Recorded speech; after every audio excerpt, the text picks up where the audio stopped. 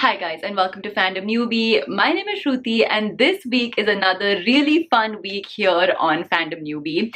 Basically, last week we hit 10,000 subscribers here on this channel and all I can say is just thank you so much to all of you who have subscribed to my channel, who comment on my videos and who leave such encouraging, kind and supportive messages. Like honestly, you guys are the best. Making this channel and creating this community where we can talk about books and spread the love of reading is just one of the best decisions that I've taken in my life, and I am so happy. Your support really means a lot.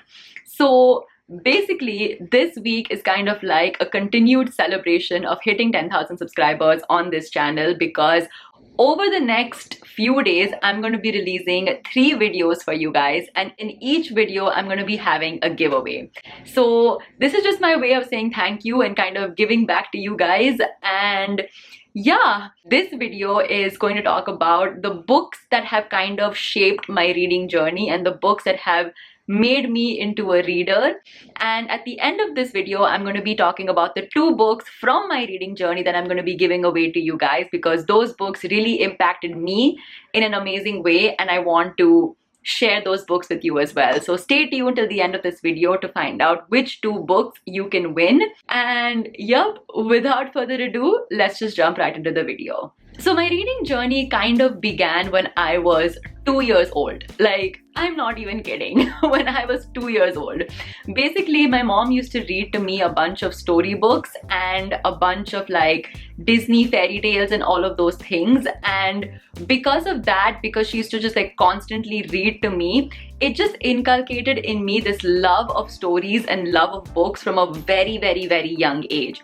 So even when I was like 3 years old, my mom tells me that I used to actually be able to memorize the stories of these picture books, and then I used to sit down with that picture book and read it. Meaning I used to just kind of narrate the story in my own way based off of the pictures and the illustrations which was there in the book. But the first ever books that I remember reading by myself, like my first ever book that I read, was actually one that's called The Adventures of Mary Kate and Ashley Olsen. Now, this happened around when I was 7.5 or 8 years old, and I was obsessed with Full House. So the show Full House, I was obsessed with it and I loved Michelle on Full House. I loved the character that Mary Kate and Ashley played on Full House, and because of that I was obsessed with the Olsen twins. Now the Olsen twins at that point in time used to have this entire franchise of movies and books and just a whole bunch of merchandise, and I was obsessed with that. Like, firstly, their book series were about mysteries. So basically Mary Kate and Ashley Olsen had their own detective agency and they used to solve crimes which happened in their neighborhood. So that's what the books were about, and it was just a very engaging and fun book series, and I was absolutely obsessed with it. So if there was one book series that actually like started my reading journey, it was this one. And I'm just going to insert a picture right here to show you how many of their books I actually owned, because I think I bought almost every book to have ever been released in this series because I was just that obsessed with it. From there, I think the second book that really shaped my reading journey was definitely Charlotte's Web by E.B. White. Now, I read this book when I was probably the same age, like 8 years old, but this was the first book that I remember like really impacted me emotionally. And this was the first book, I think, where I actually like sat down and I sobbed, because it was such an emotional and such like a sad book, and it was the first one that really made me feel something inside. Now, Charlotte's Web is basically a very simple story about barnyard animals. Now, the main character in this book is a pig named Wilbur, and he's kind of born as the runt of the family. So he's a very small sized pig and he's basically going to be sold for slaughter, but he is saved by this spider named Charlotte and the other barnyard animals which are there on the farm. And because he is saved, it results in a friendship between Wilbur and Charlotte and all of the other animals who are there in the farm. And while it might sound very simple and it might sound like a silly story about these animals, I feel that Charlotte's Web really explores a whole lot of human emotions like friendship, love, loss, grief, and just like so many different complex human emotions. And it says it in a very simple way that a child can understand. The next book that really impacted me was one that I discovered when I was around 9 years old. And basically this one I discovered because of my teacher. Now, I grew up in the US. Basically in the US, we had this one part of the day where our teacher would read to us aloud. And the book that she read to us was called The Sideways Stories from Wayside School by Louis Sachar. And I remember falling in love with this book when our teacher read it to us. What this book is about is that it basically documents all of the quirky, crazy, funny, wacky characters that are there in a classroom in Wayside School. And it basically talks about all of the shenanigans that these people in this classroom are up to, and it talks about how they deal with different things like friendship and their struggles in school and like all of that, but in a very, very quirky and funny manner. Like, I remember everyone in our class who was listening to our teacher read this book were laughing their heads off while she was narrating this story to us, and it was just absolutely wonderful. After Louis Sachar, the other author that I discovered around the same age of when I was 9 or 10 years old was Roald Dahl. And his books also really impacted my childhood. The first book that I read by Roald Dahl was Matilda, and I remember just being so enchanted by that book. Matilda is a story of this young girl who has telekinetic powers that she can like control things. And she's just this young girl who is very misunderstood by her parents, by her friends, by everyone.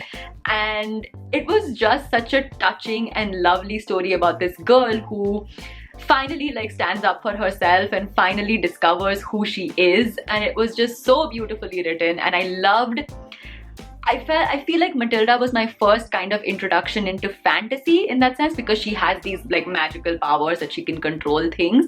And I remember just being very enchanted by that whole genre. The second Roald Dahl book that I read was The Witches, which is another kind of fantastical fantasy book. And I remember just absolutely falling in love with that book, again because it has these fantastical creatures and magic and just so many different things that it really made me fall in love with the entire world of fantasy. Now coming to when I was 11 years old, and this was the age that I discovered, I think, one book series that has impacted me the most, and that is Harry Potter. Now, there are two things that Harry Potter did for me in my reading journey. The first one was that the Harry Potter series was the first book series where I actually encountered thick and fat books. Before Harry Potter, I think the maximum number of pages that I read was probably like 200 or something like that. I don't think it was bigger than that, and the font size also used to be quite like big in the books that I used to read. Harry Potter and the Goblet of Fire was the first one that actually made me sit down and read and be patient enough to get through a 400 or 500 page book. Like, I had never done that before Harry Potter and the Goblet of Fire. And it also made me, I feel, a lot more critical when it came to reading. Because of the way that J.K. Rowling has kind of structured the Harry Potter books of like having foreshadowing and connecting a lot of storylines throughout her books, this was the first book that made me really critical, and like it made me read a lot more in depth in terms of like trying to figure out character motivations, trying to figure out theories of what will happen next, trying to figure out like why a certain character acted this way and whether it would lead to something in another book. Like it's the first book series, because I was so invested in it, it made me a better reader. It made me question things. It made me challenge like authors' opinions and like all of that. Like, that is what Harry Potter did for me, because I was obsessed with it so much. And the second thing that it did for me is that it made me a hardcore fantasy reader. So like I said, Roald Dahl kind of introduced the world of fantasy to me, but Roald Dahl's books are not outright fantasy. See, there are fantastical elements to it, but it's still, a lot of them are set in like contemporary times, so to say.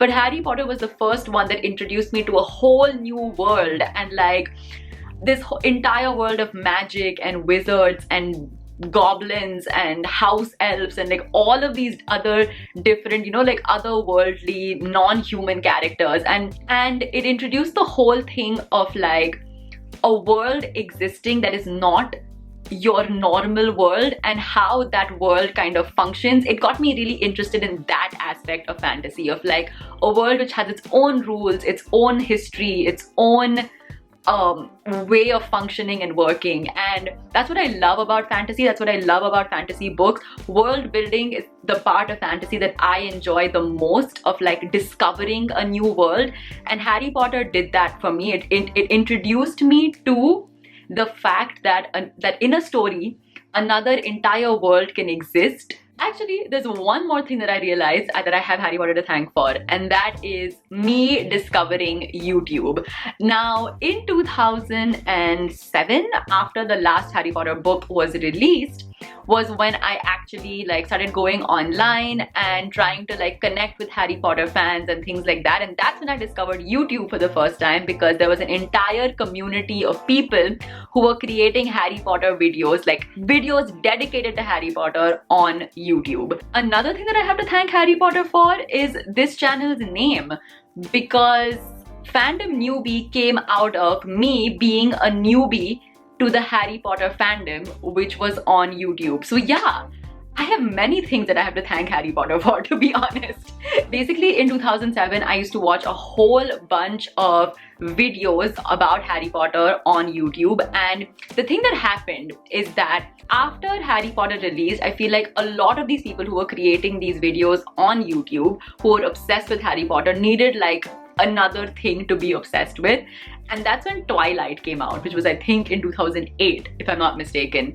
And everyone on YouTube then became obsessed with Twilight, and that's how I got introduced to Twilight, because of YouTube and all of these Harry Potter fans being obsessed with Twilight. So I started reading Twilight after Harry Potter because of that. Through that evolution of these Harry Potter fans then becoming Twilight fans, then discovering Hunger Games after that, and just a whole bunch of other books, I feel like that's how slowly the Harry Potter fan videos on YouTube itself kind of transitioned into becoming BookTube.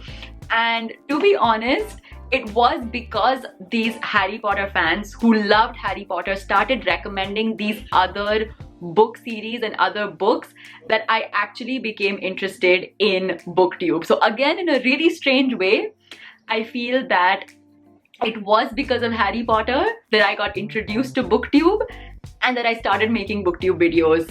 So yeah, now that I look back, I feel like I owe Harry Potter so much in my life. But basically, yes, after Harry Potter, I think the books that really impacted me a lot were Twilight, were Hunger Games, and coming to a book that really impacted me the most during this time of like me trying to figure out what I want to read after Harry Potter, and that is The Book Thief by Markus Zusak.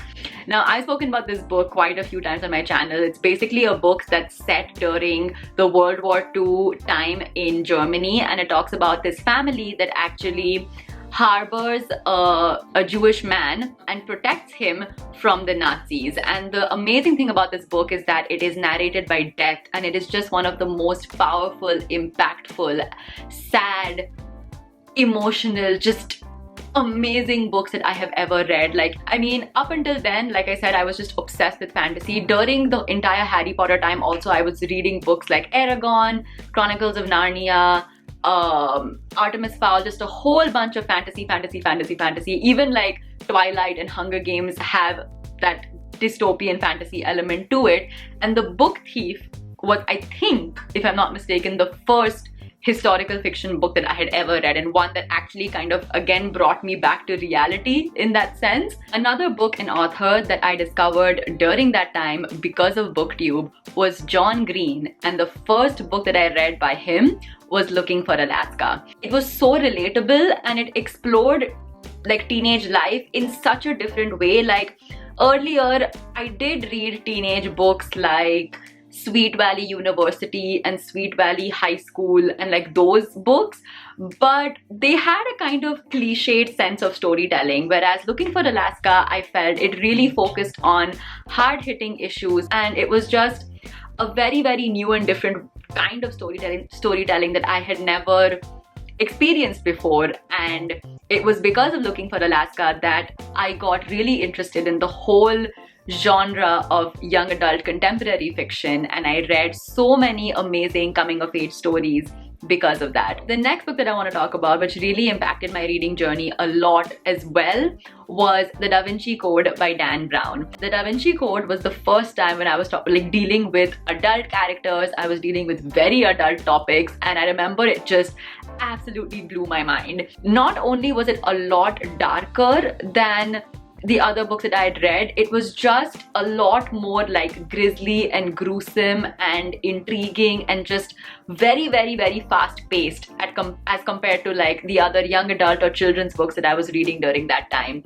And I remember like I was just so invested in the book, like I could not put it down because it was so, like the mystery aspect of it was so gripping, but also the historical codes and facts and everything, like the way Dan Brown kind of was melding all of like the historical parts of it along with the thriller parts of it, along with the conspiracy theory parts of it. Like I was just absolutely mesmerized by this book, and this book again opened a whole new like interest in me for reading thrillers, because up until then I had not really read like proper thrillers. I'd read mysteries because I'd read like Agatha Christie and those kind of books, but like wanting to read dark subjects and wanting to read like thrillers which had like really gruesome killers and things like that, like this was the book that really opened up that genre for me. And I remember wanting to read a whole bunch of more like fast-paced, action-packed thriller books because of the Da Vinci Code. And the last book that I want to talk about that really impacted my reading journey is the Ember in the Ashes series by Sabaa Tahir. Now, basically, there was a point in my life for about close to 2.5 to 3 years where I was in a massive reading slump. So this was probably like from 2018 to 2020, so like the end of 2017 to 2020 basically. I think I was in a massive reading slump. Like I just could not read. No book was holding my attention. Nothing could get me to read. And the only one that held my attention and the only one that made me feel anything, like any emotion during that time, was the Ember in the Ashes series. And then honestly, reading Reaper at the Gates in 2020 was something that made me get out of the massive reading slump that I was in. So yeah, that's why I love the Ember in the Ashes series so much. I have recommended it God knows how many times on my channel, and it is because of that, because it was one of the most exciting, intriguing, fun, emotionally destroying kind of series that I just absolutely fell in love with, and it was the only one that held my attention during my reading slump. So that is another series that really has impacted my reading journey, because it was one that got me back into reading in 2020, and also one that got me back into wanting to make booktube videos again last year. So that series also I have a lot to thank for in my reading journey. So yeah, that was my reading journey from the age of 2 until today. But now coming to the giveaway portion of the video, and the 2 books that I'm going to be giving away based off of my reading journey are The Book Thief by Markus Zusak and The Da Vinci Code by Dan Brown. Now the reasons why I'm giving away these 2 books is because I also feel that firstly, they are just incredible books, and secondly, I feel like they are the kind of books that even beginners can attempt to read and enjoy. They might be slightly more difficult than the really easy beginner books, but I feel like they are 2 books that you just should read in your reading journey because they are absolutely phenomenal and so good. So those are the 2 books that I'm going to be giving away. The rules to enter the giveaway are very simple. The first one is that you have to be a subscriber to this channel, and the second one is that you have to leave a comment down below letting me know which of these 2 books you want to win and why you want to win that book. And thirdly, just mention a way that I can contact you. So either give me your Instagram handle or your email so that I can contact you when I announce the giveaway winners, in case you miss the post or you don't see the post. And yeah, I hope you guys enjoy this video. I hope you guys enjoyed listening to my reading journey and all the books that shaped me as a reader. But yes, if you like this video, give this video a big fat thumbs up. Leave a comment down below letting me know which are some books that have shaped your reading journey. And of course, do subscribe to my channel for more book related videos. I'll see you guys next time. Bye.